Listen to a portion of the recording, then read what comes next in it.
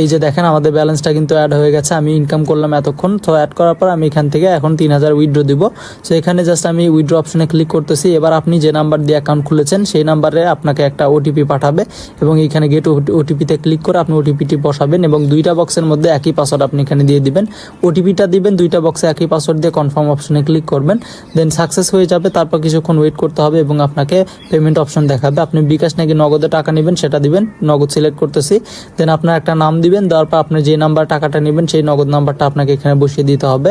So আমার নগদ নাম্বারটা আমি এখানে দিয়ে দিচ্ছি। সো নগদ নাম্বার দিয়ে দিলাম, 001 সারা লিখতে হবে, দেখতে পাচ্ছেন এখানে কিন্তু আমি সেভাবে দিয়েছি। সো দেওয়ার পর জাস্ট নিচে থেকে আপনি কনফার্ম অপশনে ক্লিক করবেন, দেন ক্লিক করার পর পেমেন্ট সাকসেসফুল হয়ে যাবে। উইথড্র আমাদের সাকসেস হয়ে গেছে। এবার কত টাকা আমরা উইথড্র করবো সেটা এখান থেকে সিলেক্ট করতে হবে। আমি 3000 সিলেক্ট করলাম, উইথড্র অপশনে ক্লিক করতেছি। তো উইথড্র অপশনে ক্লিক করার পর এখানে কনফার্মেশন চাইবে, আপনি যে পাসওয়ার্ডটা সেট করলেন সেই পাসওয়ার্ডটা এখানে দিয়ে জাস্ট আপনি নিচে থেকে এখানে কনফার্ম অপশনে ক্লিক করবেন, তাহলে আমাদের উইথড্রটা একবারে সাকসেসফুল হয়ে যাবে। ঠিক আছে, সো আমি কনফার্ম করলাম, উইথড্র সাকসেসফুল হয়ে গেছে। আমাদের ব্যালেন্স থেকে কিন্তু টাকাও কেটে নিয়েছে, জাস্ট কিছুক্ষণ ওয়েট করতে হবে। এবার ওয়েট করলে আমরা পেমেন্টটা পেয়ে যাব।